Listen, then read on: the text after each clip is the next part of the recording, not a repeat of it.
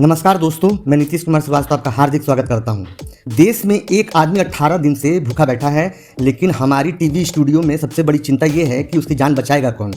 लगता है अब देश के डॉक्टर, सरकार और सिस्टम की छुट्टी कर देते हैं। सोनम वांगचुक 17 दिन की हंगर स्ट्राइक पूरी करके 18वें दिन में आ चुके हैं। पूरी दुनिया की मीडिया, राउटर्स, बीबीसी और कई अंतर्राष्ट्रीय संस्थान इस खबर को कवर कर रही है, लेकिन हमारे यहाँ के कुछ टीवी चैनलों पे बहस हो रही है कि सोनम वांगचुक की जान कोई अगर बचा सकता है तो अभिजीत दीपके।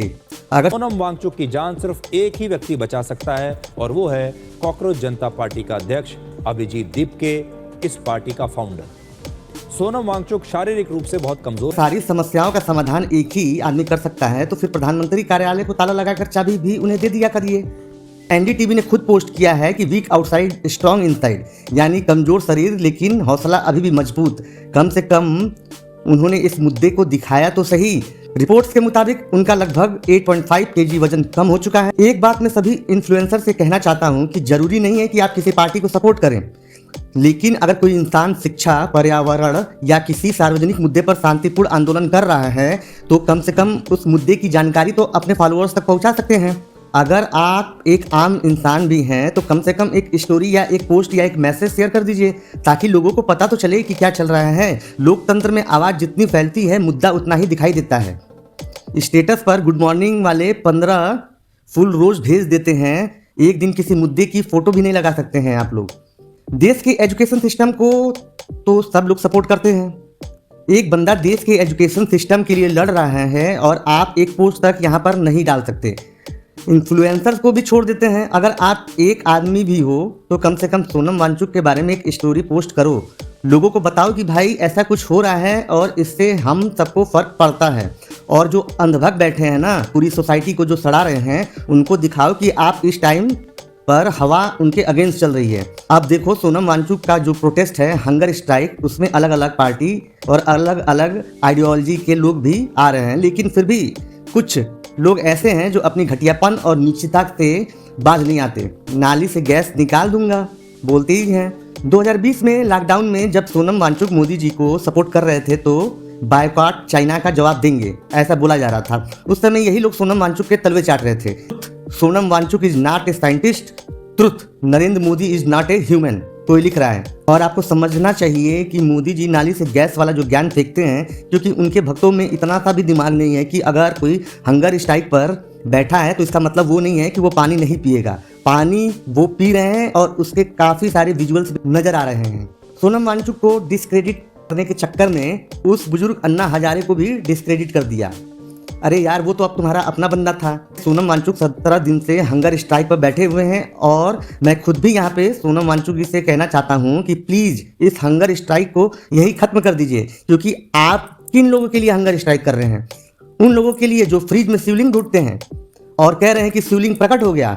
अमरनाथ की गुफा में बर्फ पिघल चुकी है और आगरा के फ्रिज में बर्फ जम चुकी है। भाई की गुफा में बर्फ घुट चुकी है, हमारे फ्रिज में प्रकट हो चुके हैं भोलेनाथ जी। देखो नगला भोजा खेरिया मोड़ जगह पर, ठीक है, तो फ्रिज में अब भोलेनाथ प्रकट हुए हैं। देखो सब आ रहे हैं। साहब भूल गए कि अगर यूपी के आगरा में एक बार लाइट कट जाए ना तो वहाँ के सारे भगवान गायब हो जाएंगे। अब उसकी पूजा शुरू हो गई।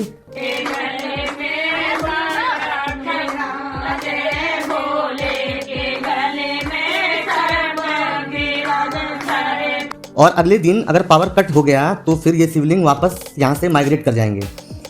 ये है हमारे देश के स्मार्ट सिटी के स्मार्ट लोग। यही करेंगे सोनम वांगचुक को सपोर्ट, यही करेंगे एजुकेशन सिस्टम को रिफॉर्म की बात। इन लोगों को गोबर भी खिला दो ना तो वो भी इन्हें प्रसादी लगेगा मेहमानों का।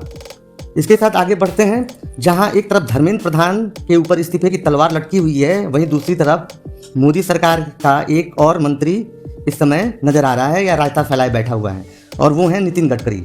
अब तो अपनी गोदी मीडिया भी उन्हें एक्सपोज करने लगी है। हाल ही में एबीपी न्यूज ने इनका इंटरव्यू किया, वो है नितिन गडकरी। अब तो गोदी मीडिया भी इन्हें एक्सपोज करने लगी है। हाल ही में एबीपी न्यूज ने इनका इंटरव्यू किया जिसमें कुछ अनकंफर्टेबल सवाल पूछ लिए गए। गडकरी इथेनॉल के चैंपियन बन के घूमते हो ना सर? नहीं, मैं कोई चैंपियन सर्टिफिकेट मांगने नहीं घूम रहा। ये ठीक नहीं, ऐसा मैंने कहा नहीं।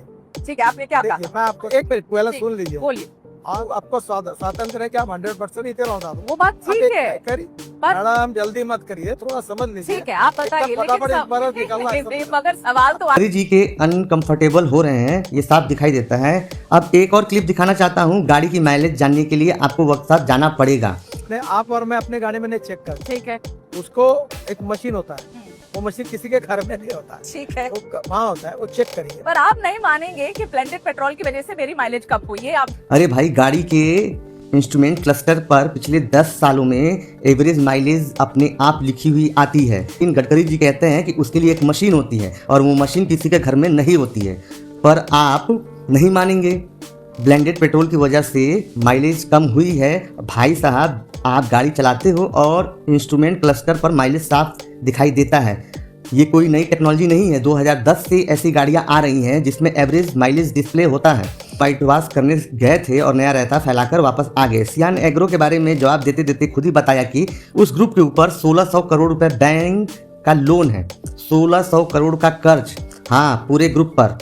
और उसमें बाकी भी शुगर है, हाँ। वो लॉस मेकिंग है। 1600 करोड़ का कर्जा है बैंकों का, हाँ 1600 करोड़ का कर्जा है। आपके ये हाँ, सियान कंपनी हाँ, के ऊपर yes। 1600 करोड़ का पूरे- कर्जा पूरे- है। हाँ, पूरे अब आपको प्रैक्टिकली समझना चाहिए कि क्यों नितिन गडकरी जी देश में एथेनॉल को इतना ज़्यादा प्रमोट कर रहे हैं। क्योंकि उनके अपने बैंक लोन भी उतारना है जो उनसे जुड़े हुए व्यक्ति हैं, आप समझ ही रहे होंगे इनडायरेक्ट में। फिर सवाल ये भी है कि 1600 करोड़ बैंक में लोन मिला कैसे, पास कैसे हुआ। आम आदमी अगर बैंक चला जाए तो 1600 करोड़ छोड़िए, 16 करोड़ या 1.5 करोड़ का भी लोन लेने में भी उसको एड़ी चोटी का जोड़ लगाना पड़ जाएगा।